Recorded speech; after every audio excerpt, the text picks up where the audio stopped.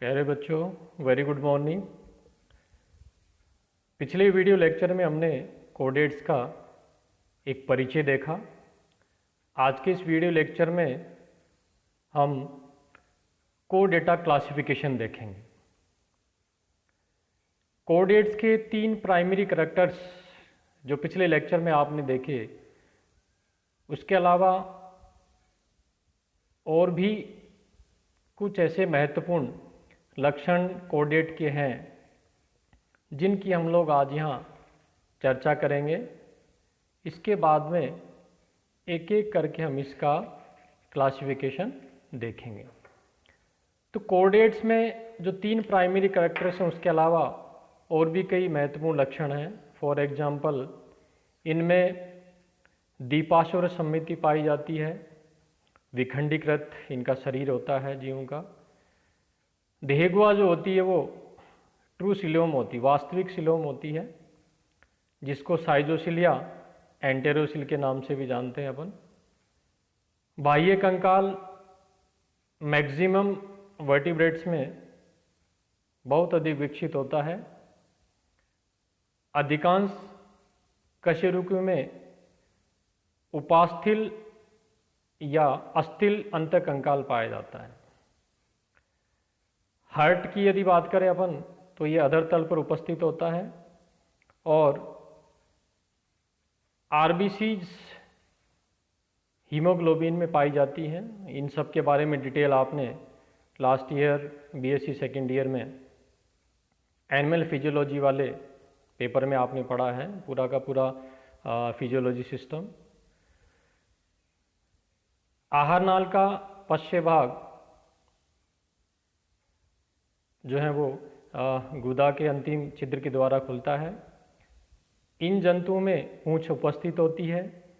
यकृत निवाही का उपतंत्र उपस्थित होता है।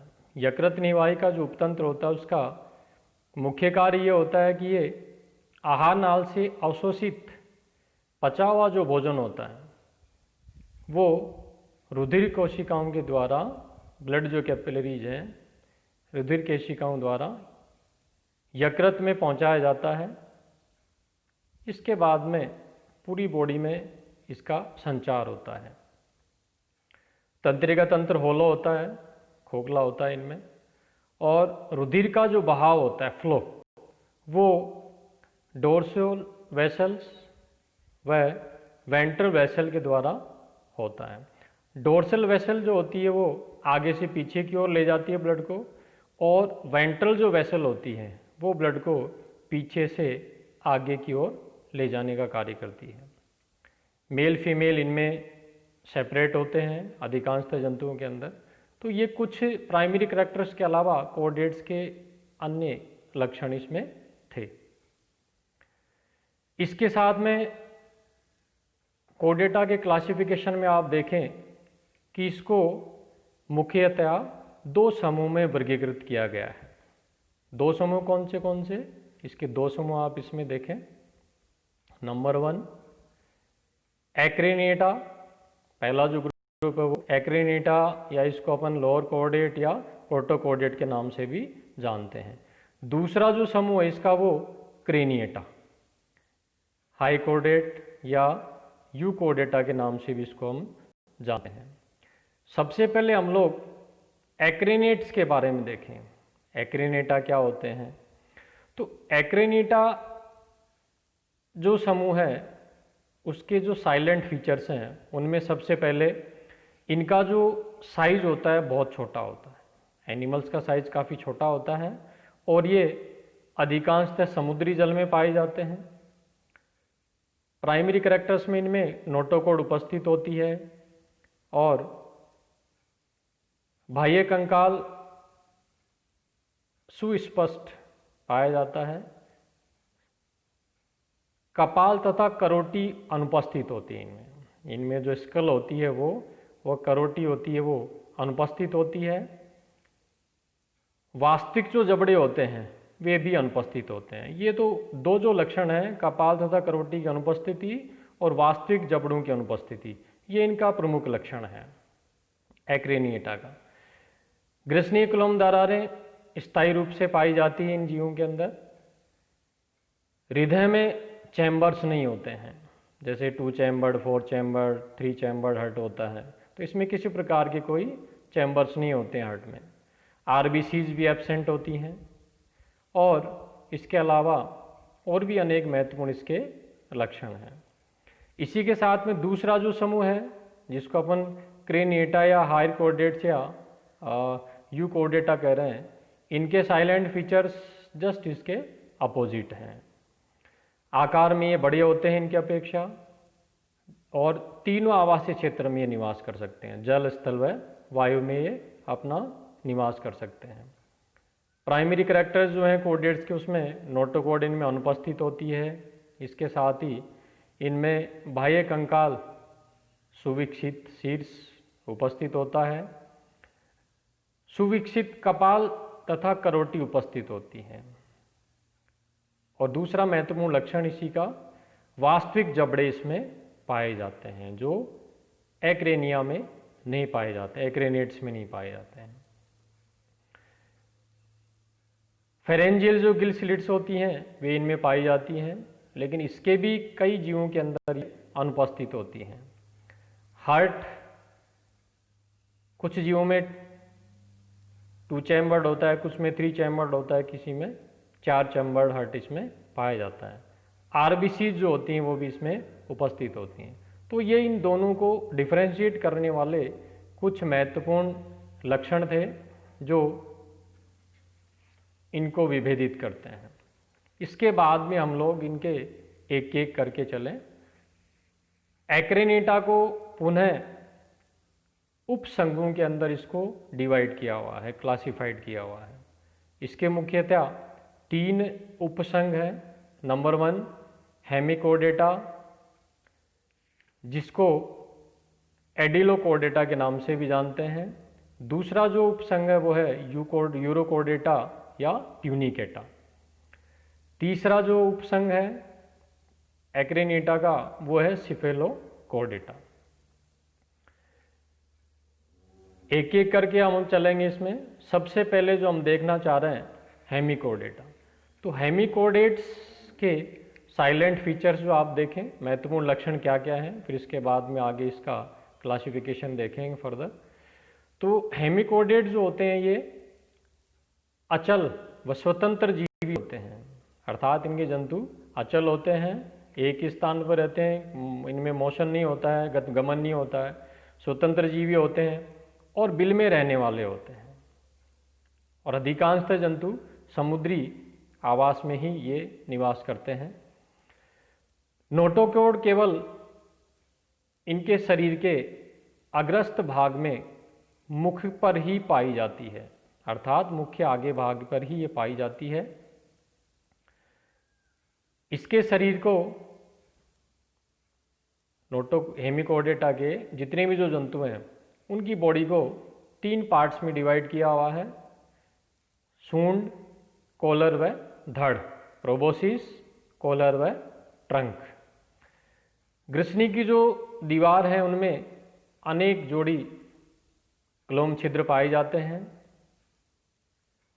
इसके अलावा ब्लड सर्कुलेटरी सिस्टम बिल्कुल सिंपल प्रकार होता है, जिसमें एक डोर्सल वेसल होती है और एक वेंट्रल वेसल पाई जाती है। नर्व सिस्टम की बात करें तो तंत्रिका तंत्र में एक डोर्सल व नर्व कोड पाई जाती है व एक वेंट्रल नर्व कोड पाई जाती है। जनन इनमें लैंगिक प्रकार का होता है। तो ये कुछ महत्वपूर्ण हेमिकोर्डेटा उपसंघ के विशिष्ट लक्षण थे जो हमने देखे। हेमिकोर्डेट्स को पुनः क्लासिफाइड किया गया 2 क्लासेज में। पहली जो क्लास है वो एंटेरोपिन्यूस्टा और दूसरी क्लास है वो जो टेरोब्रिंकिया। 1 बाई 1 अपन लेंगे इसको। सबसे पहले एंटेरोपिन्यूस्टा। तो एंटेरोपिन्यूस्टा जो है में पाए जाने वाले जंतु एकल होते हैं, तो बिल में रहने वाले होते हैं, सामान्यतः लंबे होते हैं, कृमि के समान होते हैं तथा एकोर्न जीवा कृमि कहलाते हैं। ये कई बार कंपटीशन एग्जाम में भी पूछा गया है जो अपने सब्जेक्ट रिलेटेड हैं कि एकोर्न वर्म कौन होते हैं। हेमिकोडेटा की जो क्लास है ये एंटेरोपिन्यूस्टा, तो इनके जीव जो होते हैं वो एकोर्न वर्म या जीव्याकर्मी भी कहलाते हैं। क्लोम छिद्र व ग्रसनीय विद्रोह की संख्या अत्यधिक होती है इनके अंदर। इसके साथ ही आहार नाल ट्यूबुलर होती है और इसका अंतिम सिरे पर एनल पोर होता है। सूंड तथा कॉलर के बीच में एक कम चौड़ा वृंत भाग पाया जाता है। इसके एग्जाम्पल यदि अपन देखें एंटेरोपिन्यूस्टा क्लास के वर्ग के बेलेनोग्लोसस जो आप पढ़ेंगे आगे, बड़ा डिटेल में चैप्टर दिया हुआ है, वह सेकोग्लोसस, ये इसके दो महत्वपूर्ण एग्जाम्पल हैं। दूसरी जो क्लास है उपसंघ की हेमिकोडेटा की वो है टीरोब्रेंकिया। टीरोब्रेंकिया के कुछ महत्वपूर्ण लक्षण हम देखेंगे यहाँ। ये भी छोटे आकार के होते हैं, फिक्स्ड होते हैं, वह नलिका में रहने वाले एकल व निवयी जंतु होते हैं। कुछ जंतु इसमें निवयी भी होते हैं, कुछ इसमें एकल भी रहते हैं। निवयी एकल का मतलब एकल अकेला रहे, निवयी का मतलब कॉलोनी बना कर रहे। इनमें जो ग्रसनी में केवल एक जोड़ी क्लोम छिद्र ही पाए जाते हैं या फिर कई जीवों में इनका अभाव भी होता है। आहार नाल यू शेप्ड होती है। इसके अलावा और भी अन्य महत्वपूर्ण इसमें लक्षण हैं, जैसे इनमें जो प्रारंभिक भाग होता है सूंड, तो इनके द्वारा निर्मित जो मुखबिंब उपस्थित होता है जिसके आधार से दो या दो से अधिक स्पर्शक के समान भुजाएं निकलती हैं। और इनकी जो एग्जाम्पल है वो है सिफेलोडिस्कस व रेप्डोप्लूरा।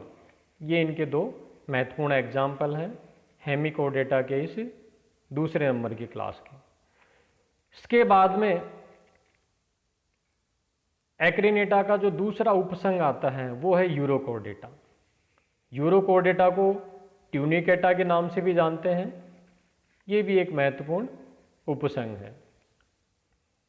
इसके साइलेंट फीचर्स हम देखेंगे, कुछ महत्वपूर्ण जो इसके विशिष्ट लक्षण हैं। जीव समुद्री व स्वतंत्र होते हैं, स्थानबद्ध होते हैं, एकल या संघीय रहते हैं, अभी बताया अपन ने, सिंगल या कॉलोनी बनाकर रहते हैं। इनके शरीर पर एक पारदर्शी खोल का आवरण पाया जाता है जो ट्यूनिसीन का बना होता है। ग्रसनी बहुत बड़ी होती है जिसका आकार थैले के समान होता है और इसमें अनेक असंख्य क्लोम छिद्र पाए जाते हैं। इसके चारों ओर एक एट्रियल गुहा होती है जो एक एट्रियल छिद्र के द्वारा बाहर खुलती है। आहार नाल यू शेप की होती है और ये जो जंतु होते हैं यूरोकोडेट्स, ये सभी सिलियरी फीडर्स होते हैं। हृदय शरीर के अधरतल पर स्थित होता है। अडल्ट में नर्व कोड का अभाव होता है। ट्यूबुलर जो नर्व कोड पाई जाती है वो केवल इनके लार्वा की टेल भाग में ही पाई जाती है। नर्व मादा इनमें अलग अलग होते हैं और परिवर्धन में एक लार्वावस्था पाई जाती है जो टेडपोल के समान होती है। लार्वा की विशेषता होती है कि लार्वा अवस्था प्रौढ़ से, अडल्ट से भी अधिक विकसित प्रकार की होती है। इसमें कोडेटा के तीनों विशिष्ट लक्षण पाए जाते हैं: presence of notochord, presence of pharyngeal gill slits, presence of nerve cord. कायंत्रण जो होता है इसमें रिट्रोग्रेसिव होता है, अर्थात इसमें प्रतिगामी कायंत्रण होता है। इसके द्वारा अधिक विकसित जो लार्वा होता है वो अत्यंत सरल वयस्क जंतु में परिवर्तित हो जाता है। यूरोकोडेटा उपसंघ को पुनः 3 वर्गों में डिवाइड किया गया है। नंबर 1, पहला आप इसमें देखें, पहला जो वर्ग है एसिडिएशिया, दूसरा थैलिएशिया व तीसरा लार्वेशिया। इसमें भी एक एक करके हम लोग चलेंगे। सबसे पहले एसिडिएशिया। तो एसिडिएशिया जो वर्ग है, यह इसके जंतु एकल या निवयी स्थानबद्ध होते हैं जो समुद्री तल पर आधार से चिपके रहते हैं, और इसमें एक व्रंत पाया जाता है जो इनको चिपकने में आधारी तल से मदद करता है। पूंछ, तंत्रिका रज्जु तथा नोटोकॉर्ड का इनमें अभाव होता है, और ये एक स्थायी खोल में बंद रहते हैं जीवन में। ग्रसनी की भित्ति में असंख्य कलोम छिद्र पाए जाते हैं, और इसके चारों ओर एट्रियम पाया जाता है जिसमें सभी क्लोम छिद्र तथा जनन वाहिनियां खुलती हैं। एट्रियम एक छिद्र द्वारा बाहर खुलता है जिसे एट्रियल छिद्र कहा जाता है, और माउथ के स्थान पर एक ब्रेंकियल छिद्र भी इसमें पाया जाता है। लार्वा अवस्था अत्यधिक विकसित होती है। एसिडिएशिया वर्ग को पुनः दो गणों में विभाजित किया गया है। नंबर 1 एसिडियाई सिंप्लिसेज, दूसरा जो गण है इसमें एसिडियाई कंपोजिटी। एसिडियाई जो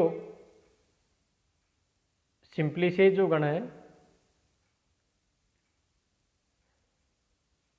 इसके एग्जाम्पल आप देख सकते हैं हर्डमानिया, सियोना महत्वपूर्ण जो एग्जाम्पल हैं। एसिडियाई जो कंपोजिटी जो संघ है, इसके उदाहरण आप देख सकते हैं जैसे बोट्राइलस हो गया, डाइगोना है, और ये आपके प्रैक्टिकल में भी सिलेबस में भी ये दिए हुए हैं। दूसरा जो वर्ग इसका यूरोकोडेटा का है वो है थैलेसिया। तो थैलेसिया के जंतु स्वतंत्र जीवी व तलप्लावी होते हैं। व्यक्ष जंतु में पूंछ व नोटोकॉर्ड का अभाव होता है। इनकी देह अनेक वृत्ताकार पेशीय पटुओं, अनेक कलोम दरारों एवं स्थायी सुविकसित खोल युक्त होती है। मुख व एट्रियम छिद्र क्रमशः शरीर के अग्र तथा पश्च सिरों पर उपस्थित होते हैं। इसके साथ ही ये जंतु द्विरूपी होते हैं। द्विरूपी कैसे होते हैं? अर्थात इनमें एकांतरण पाया जाता है, अल्टरेशन ऑफ जनरेशन इनमें पाई जाती है। थैलेसिया को भी पुनः 3 गणों में विभाजित किया गया है। नंबर 1 साइक्लोमाइरिया या डोलियोलिडा, दूसरा जो है इसमें हेमीमाइरिया या साल्पिडा, और तीसरा जो गण है वो है ल्यूसिडा या पायरोसोमेटाइडा। एक एक करके हम चलेंगे इसमें। तो पहला जो गण है वो साइक्लोमाइरिया। साइक्लोमाइरिया के जंतु स्वतंत्र जीवी होते हैं। शरीर में पेशीय पट्ट पाए जाते हैं जो पूर्ण वलयक होते हैं, और इनमें लैंगिक व अलैंगिक प्रवस्थाओं का एकांतरण होता है, अर्थात एक बार लैंगिक होगी फिर दोबारा इसमें अलैंगिक होती है। इसका जो एग्जाम्पल है वो डोलियोलम आप ले सकते हैं, जो बताया अभी अपन ने। डोलियोलम इसका बहुत अच्छा एक एग्जाम्पल है। दूसरा जो गण है वो हेमीमाइरिया। हेमीमाइरिया के जंतु संघीय होते हैं, तर्करूपी शरीर वाले होते हैं, और पेशीय पट्ट अपूर्ण वलयक के द्वारा बनता है। क्लोम छिद्रों की बात करें तो इनमें केवल 2 ही क्लोम छिद्र पाए जाते हैं। इनका एग्जाम्पल है साल्पा। तीसरा जो इसका गण है वो है ल्यूसिडा। ल्यूसिडा के जंतु में भी ये भी तलप्लावी होते हैं, संघीय होते हैं। इसके अलावा इनमें अनेक क्लोम छिद्र पाए जाते हैं। ग्रसनी क्लोम दरारों में अनेक क्लोम छिद्र पाए जाते हैं। लार्वा अवस्था इनमें अनुपस्थित होती है, और इसका एग्जाम्पल है पायरोसोमा। तीसरा जो वर्ग है इसका वो है लार्वेशिया। लार्वेशिया के जो जंतु हैं वो स्वतंत्र जीवी होते हैं, तलप्लावी होते हैं, वह एकचर होते हैं, सोलिसिटर होते हैं। जंतु स्थायी लार्वा सदृश से पूंछ युक्त होते हैं, और पूंछे क्षेत्र में पृष्ठीय नोटोकॉर्ड व तंत्रिका रज्जु पाई जाती है। एक जोड़ ग्रसनीय क्लोम दरारें उपस्थित होती हैं, और इनका जो आवरण होता है टेस्ट या खोल वो अस्थायी प्रकार का होता है। परिवर्धन में इनमें लार्वावस्था नहीं पाई जाती है और इसका उदाहरण जो है वो ओइकोप्लूरा है। तो ये 3 क्लासेस थी इसकी। इसके बाद जो नेक्स्ट आ गया अपने सिफेलोकोर्डेटा। सिफेलोकोर्डेटा की केवल एक ही क्लास है, लेप्टोकार्डी। तो सिफेलोकोर्डेटा का हम साइलेंट फीचर्स देखें तो ये भी मछली के आकार के निम्न कशेरुकी कोर्डेट्स होते हैं और सिफेलोकोर्डेट्स जंतु समुद्री होते हैं, वह रेत में बिल बना करके निवास करते हैं। इनके शरीर को यदि अपन देखें तो ये शरीर लंबा पाशोर से दबा हुआ होता है और धड़ व पूंछ में विभाजित होता है। शरीर की पूरी लंबाई में मध्य पृष्ठ रेखा पर एक पृष्ठ पंख तथा मध्य अधर रेखा पर पूंछीय पंख से लेकर एट्रियोपोर तक फैला एक अधर पंख पाया जाता है। नोटोकॉर्ड शरीर के अग्रभाग से अंतिम सिरे तक, पश्च भाग तक ये फैली होती है। आहार नाल वेल डेवलप होती है और इसमें ग्रिसनिक्लोम छिद्र पाए जाते हैं। ब्लड सर्कुलेटरी सिस्टम इनमें बंद प्रकार का होता है। पढ़ा आपने, बंद और खुले प्रकार का परिसंचय तंत्र जीवों में पाया जाता है। उत्सर्जी जो अंग होते हैं इसमें प्रोटोनेफ्रिडिया होते हैं और पृष्ठ नलाकार खोखली एक नर्वकोड पाई जाती है। तंत्रिका रज्जु पाया जाता है तंत्रिका तंत्र में। और सिफेलोकोर्डेट्स के जंतु एकलिंगी होते हैं। जनन की बात करें तो इनमें अलैंगिक प्रकार का जनन होता है और लार्वा अवस्था इनमें अनुपस्थित होती है। इसमें केवल एक ही क्लास सिफेलोकोर्डेट्स की है क्लासिफिकेशन में, लेप्टोकार्डी। तो लेप्टोकार्डी जो है वो इसमें लक्षण लगभग वही हैं जो अभी हमने सिफेलोकोर्डेट्स के साइलेंट फीचर्स देखे हैं। उदाहरण जो है वो आप इसमें ब्रेंकियोस्टोमा या एम्फियोक्सस का ले सकते हैं। तो ये एक्रेनिटा के तीनों उपसंग और इसके साथ में इसकी क्लासेस व इसके गण कंप्लीट हो जाते हैं।